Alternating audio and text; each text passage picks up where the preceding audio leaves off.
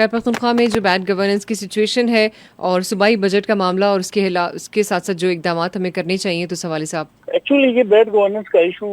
اب سے نہیں کب سے چلا آ رہا ہے، اور جی صوبائی حکومت کی اس طرف دلچسپی یا سنجیدگی بالکل دکھائی نہیں دے رہی، اور جس طرح کا بجٹ ہم دیکھ رہے ہیں، جس طریقے سے ورسٹ گورننس سچویشن ہے خیبر پختونخوا میں، تو وہ سب کے سامنے ہے کہ اگر ایک بجٹ کے معاملے پر صوبائی حکومت یا یہاں پر ایک جو جماعت ہے وہ جی تقسیم کا شکار ہیں، ان کے آپس میں اختلافات اس قدر ہیں کہ وہ اپنے چیف ایگزیکٹو کے بنائے گئے بجٹ کو مانتے نہیں، جی اور جو بیوروکریسی ہیں جن کا کام ہے امپلیمنٹیشن،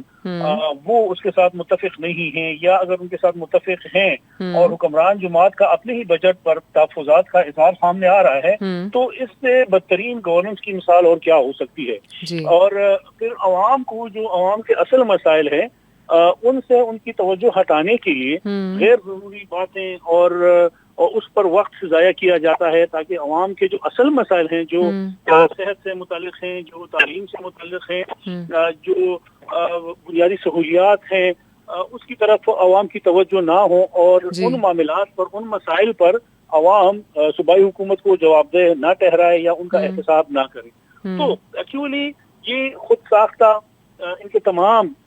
جتنے بھی ایشوز چل رہے ہیں، مسائل چل رہے ہیں، یہ انہوں نے اپنی ہی پیدا کردہ ہیں، اور ان کا بنیادی مقصد ہے کہ عوام ان سے اصل معاملات پہ